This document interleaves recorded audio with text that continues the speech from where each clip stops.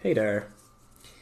In this session, I'm going to be blocking out a new building, and I'm going to be working on the street layout, on especially on that corner where the curve leading towards the church is. So at this stage, I felt like I needed a bigger building. Like I had at this point, I think I had three different buildings. They were a little narrow, tall, but I needed one that was long, that was gonna cover a bigger area, to give me the range that I talked about before. You know, like you want to have this range of long, short. The more variation you can have, usually the better. So for this particular building, I'm not going to block it out in Unreal. I'm just going to model the block out in Maya because I already had some of the scale figured out, like some of the style figured out. So I could just go to Maya and model there quickly and experiment in the editor to see how it feels.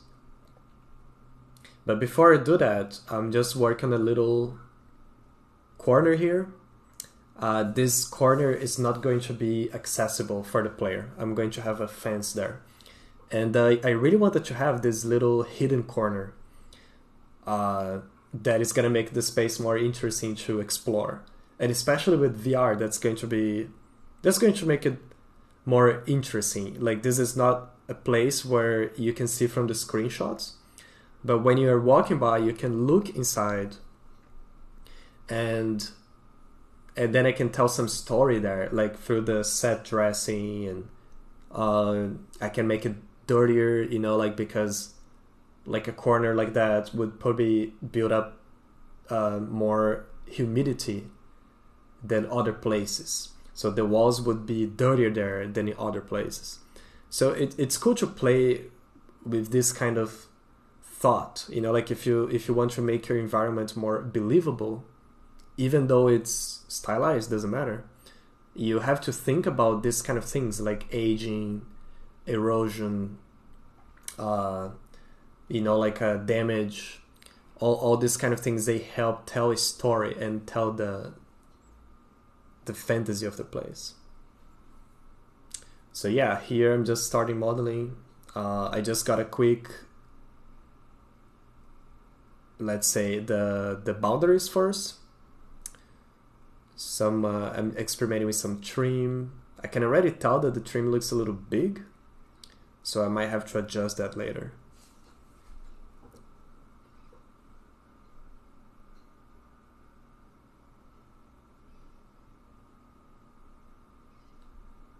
But yeah, there's nothing too crazy about this building in particular. It's more of the same that I've been doing so far. The difference is like I said, this one I'm just gonna make it in Maya, straight in Maya.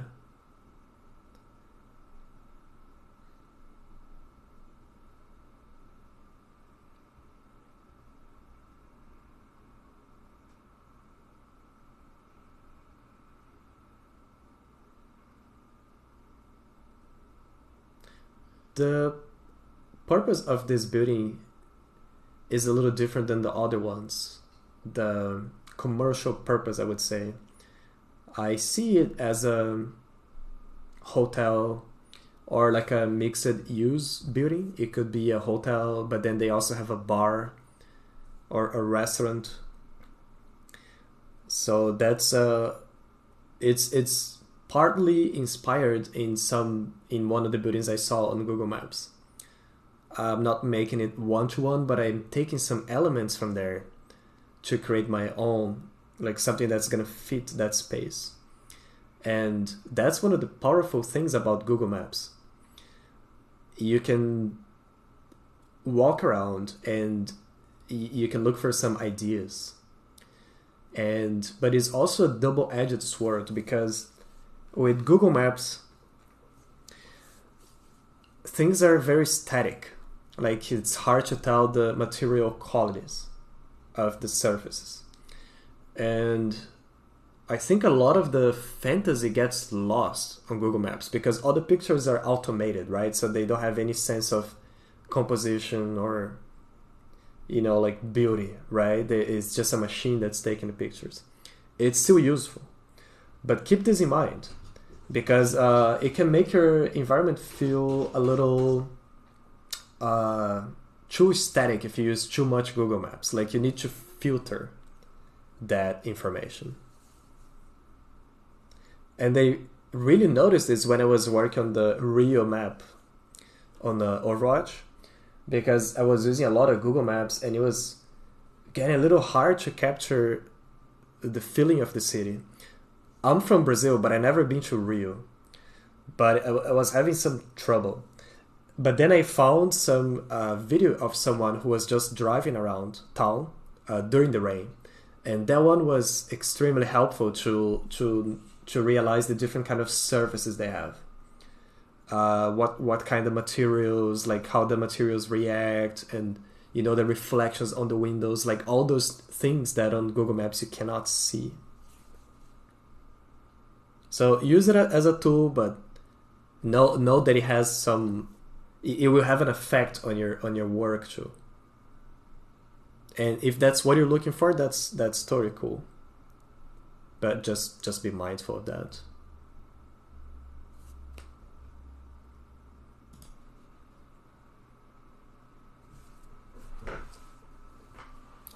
Yeah, so for this blockout, I'm trying a few different shapes.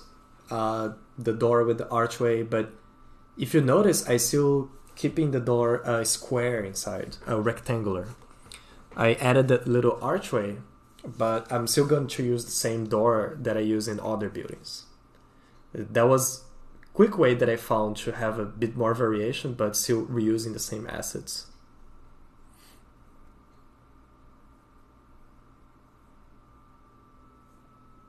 Just adding some trims for scale.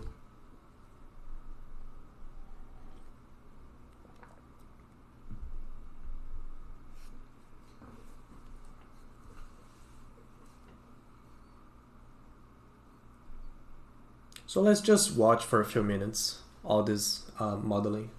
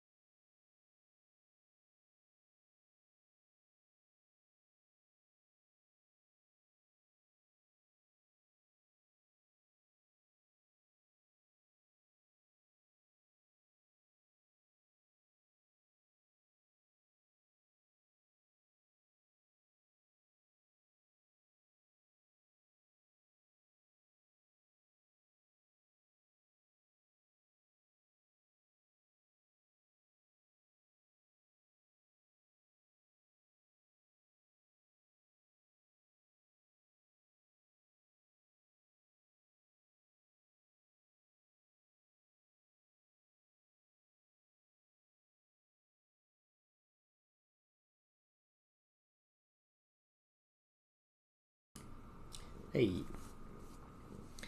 yeah, so here is a good example of reuse that you can see. Like you make a window you like, you can duplicate. And you should, definitely, and you should do that. Because saves a lot of time and keeps the style consistent. I'm going to experiment having the same window on the other floors too. Let's see if that's gonna work.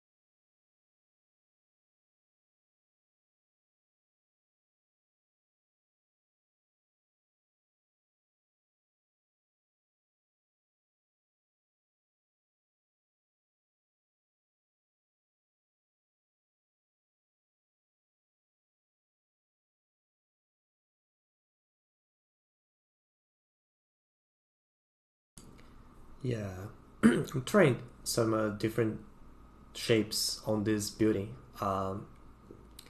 So this one will have these little balconies together with the rounded windows on one side, and then on the other side you just get the normal square windows. So you get some nice variety using the same building, like different sides having different looks, even though they're using the same textures, they're using the same trims and stuff.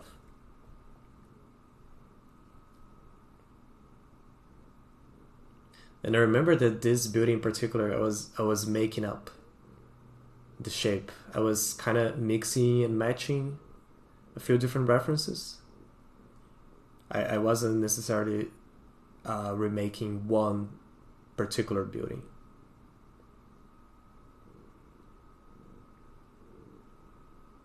So at this stage, I'm not too attached to any of these ideas. So I just want to have something in game. And if later on I'm like, oh, it doesn't make sense to have a window like this, or this is looking a little stupid, I can just try a different variation. So that's the mindset you want to have when you're working at this stage. Like, just keep it simple, because if you need to change things later, it's not going to be a pain. But if you make things too detailed at this stage, and later on you find out that the scale is off or some other problem, it gets very annoying to make changes. Like, it takes a long time to make changes later.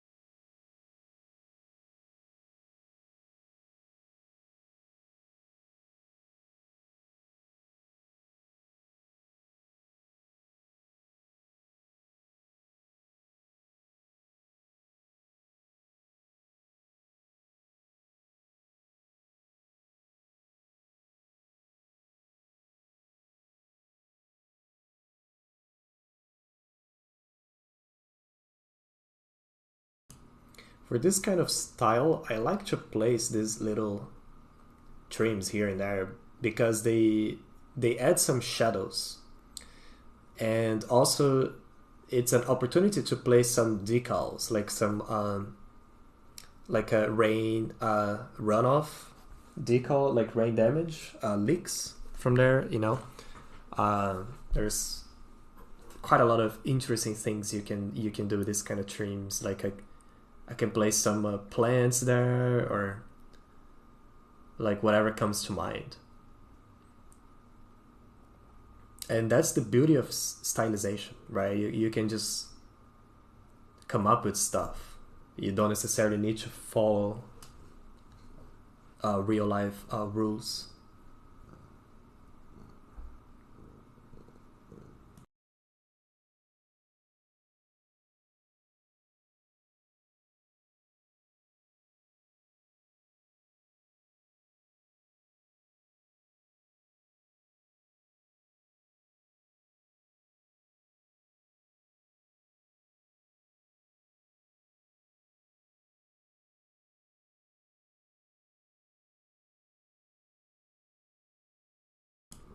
So yeah, this beauty is definitely the most complex one I've made so far. There's a lot of different styles of windows and shapes, but because it's so unique, it might be worth it to put a little extra effort in comparison to the other ones. But also a lot of the elements here I'm going to reuse from the other buildings. So like the doors and all that stuff, I'm just going to reuse from the other ones. But this also plays with, I was talking about the having variation, and the amount of detail is something that you want to have some variation to. You want to have some buildings that are simpler, some other buildings that are more complex, because if every building is epic, nothing is epic, right? You need some contrast. You need to play with contrast to get what you're looking for. So I would say that this building is definitely more epic than the other ones. But if every building was at this level, the environment would probably get visually overwhelming very quickly. So always play with contrast. Contrast of detail, scale, shapes, colors, silhouettes. Like you need to think about the relationship between these elements to make an interesting map. And with time, it becomes natural. It just becomes something that you do without even realizing.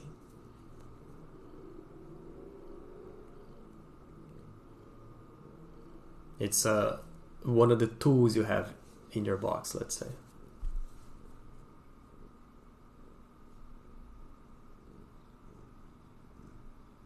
So quick light map UVs.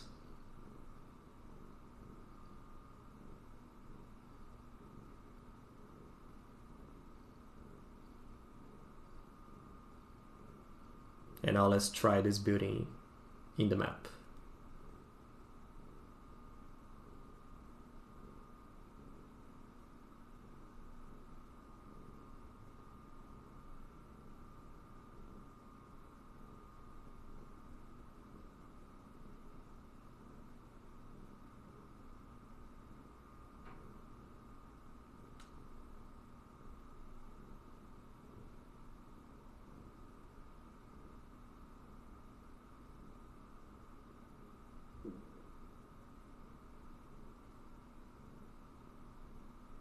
And because this building is bigger, I actually used a bigger light map resolution.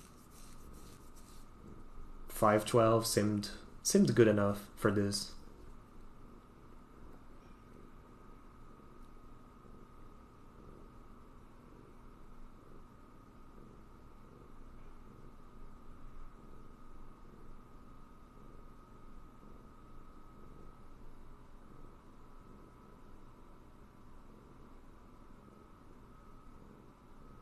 Just trying the different sides, see which one I like better there.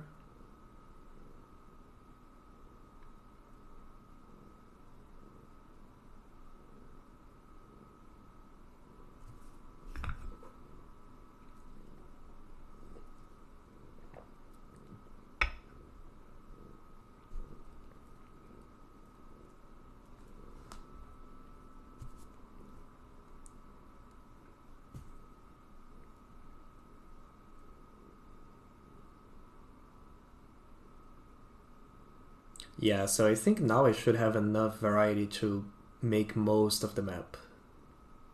I have a nice range of shapes, dimensions, so it gets easier to cover a vast, like a bigger space.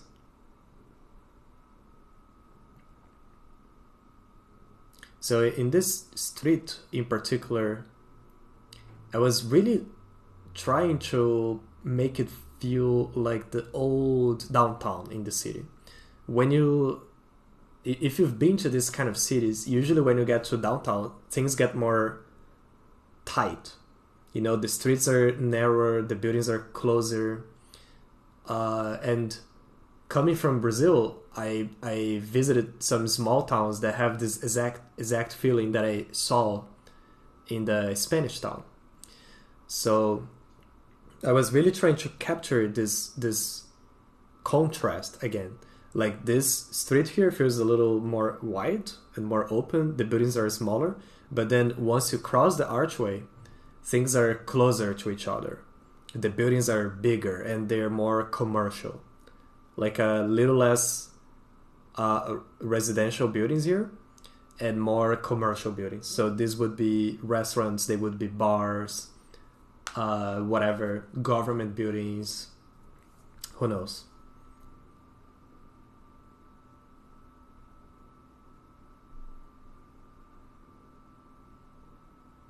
And I think this curve also, it's a very cool element to that I really like, how the buildings follow the curve on the road. Just makes the environment feel more organic.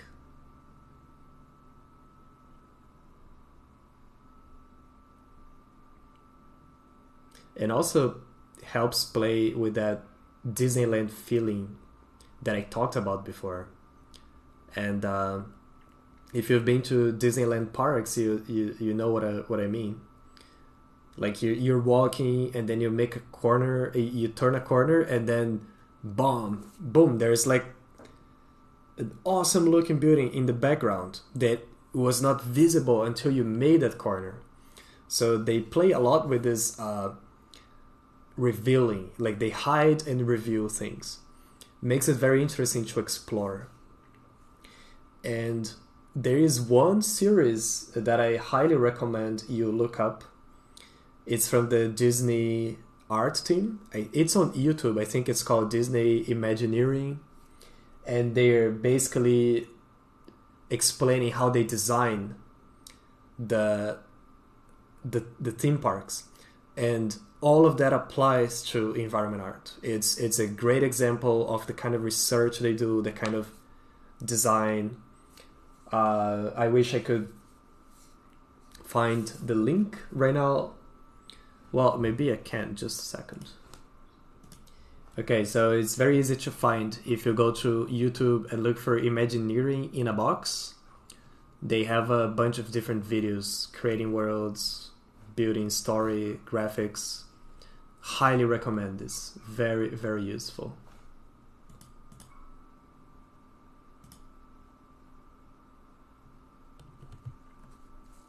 So going back to that little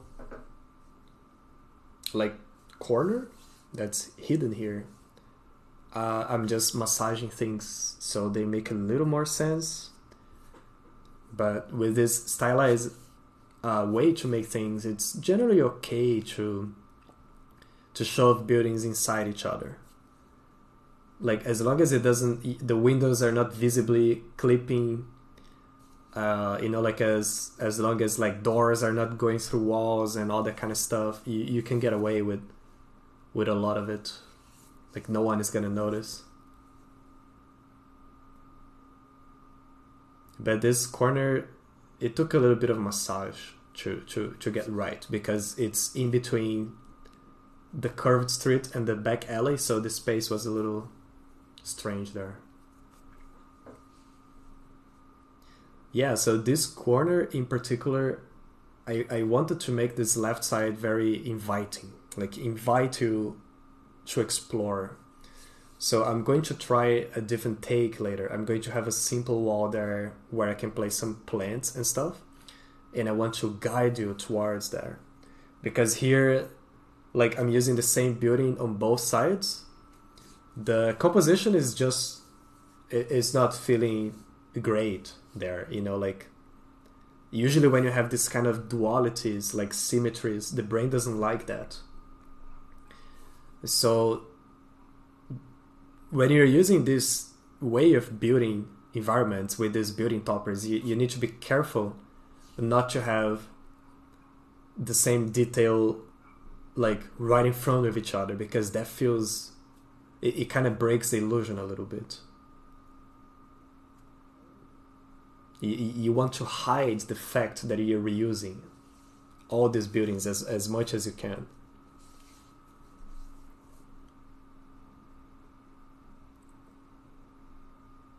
Yeah, so here I like the height variation, like how you can look up, you get this nice composition, you get this relationship between foreground and background.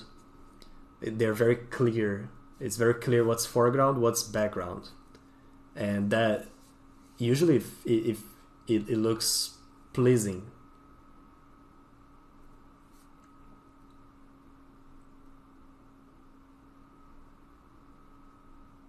Yeah, so I felt like the street was too wide, so I'm just going to bring stuff closer, see how it feels when things are narrower, to get that feeling that I was talking about before.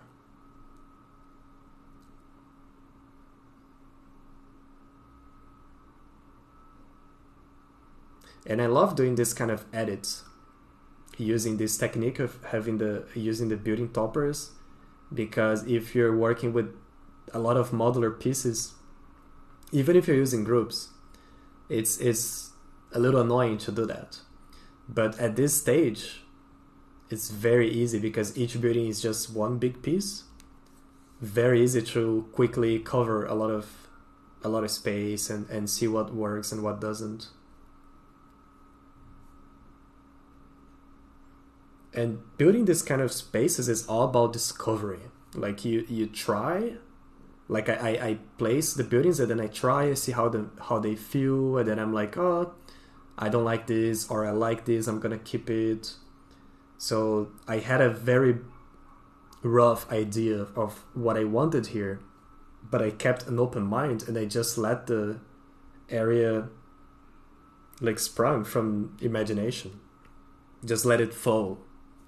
Let it grow by itself.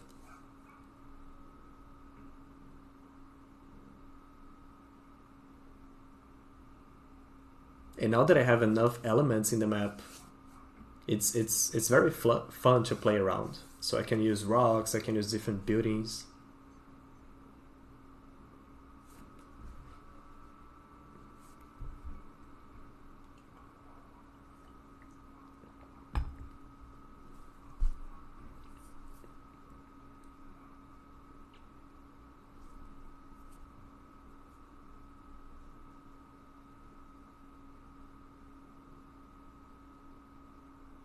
And again, I'm playing with the foreground, middle ground, and then background here. The foreground being the fountain, the roundabout, and then the middle ground, the buildings, and then the background, the rocks.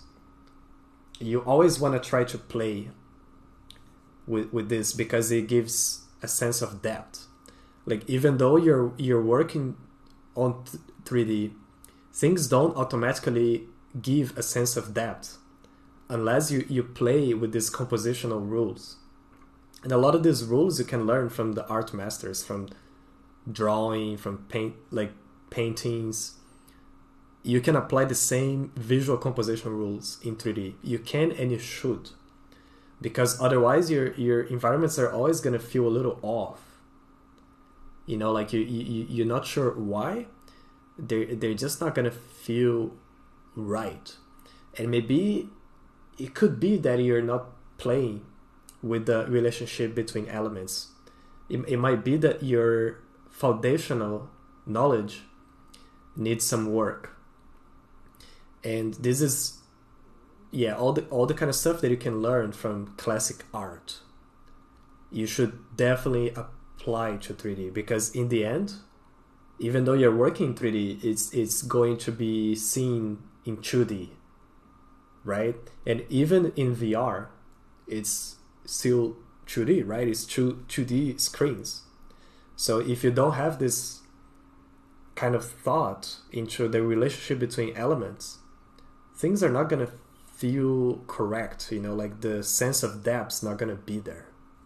And a lot of times this means faking some stuff to get what you're looking for. And movies and games, they do this all the time. You don't need to recreate reality one to one. And sometimes even doing that doesn't give the depth feeling that you're looking for, the immersion that you're looking for. So that's one of the fun parts about our jobs is this conversion of an idea or something that exists or a concept into something that the brain tricks the brain into thinking, into believing that it's a real place, even though it's all made up, like even though nothing, like most things don't really make sense. It's all about this illusion. And the best compliment that I can hear from someone is when they say they felt like they were in the environment and not just playing something. Like when the environment becomes something more than just a backdrop, like just a background for the action, you know, like when it becomes the point of immersion, I think that's when our job is very successful. But going back to the Blockout, I'm experimenting here with having this raised ground, like platform, because I wanted to make that look like a little restaurant with umbrellas and stuff. But honestly, later on, I'm going to simplify this corner. I'm not going to have this platform in the end. But I had it for quite a while. And in the end, I simplified just to reduce the scope of the map, you know, like of the amount of stuff I needed to make. But at the Blockout level is all fair game. You can try ideas, and later on, if you're like, you know, this is gonna be too much work, you can just go back and simplify. And also with time, you're gonna have more pieces, so you can mix and match different pieces to come up with something new, instead of making new pieces everywhere.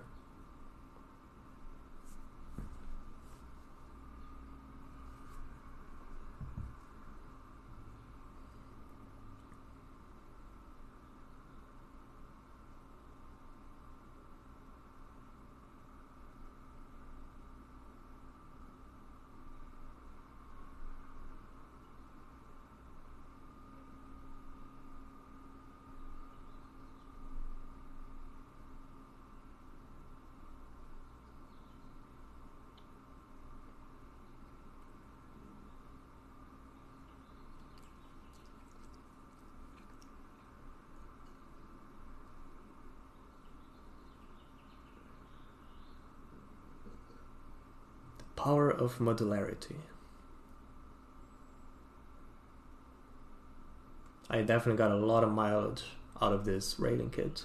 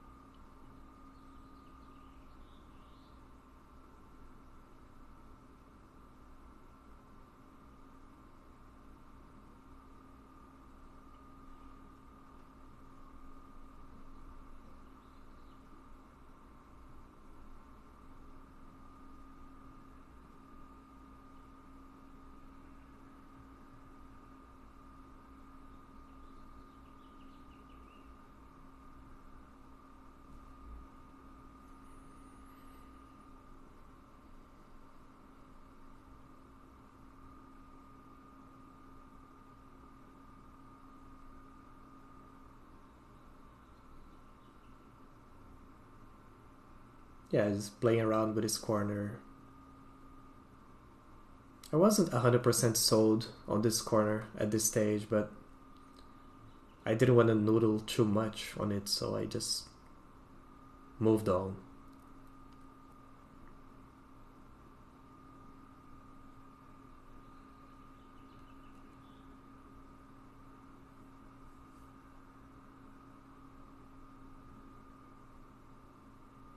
But yeah, this area definitely feels very distinct compared to the other areas, which was what I was looking for. Different compositions, different relationship between buildings. Helps with navigation and making things more interesting. You don't want to have the environment being too even everywhere.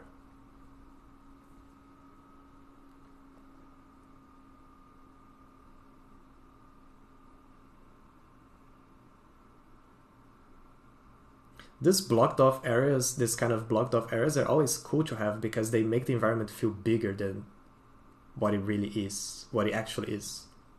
So when you're playing games and you see areas where you cannot reach, they help give this feeling that there is more out there.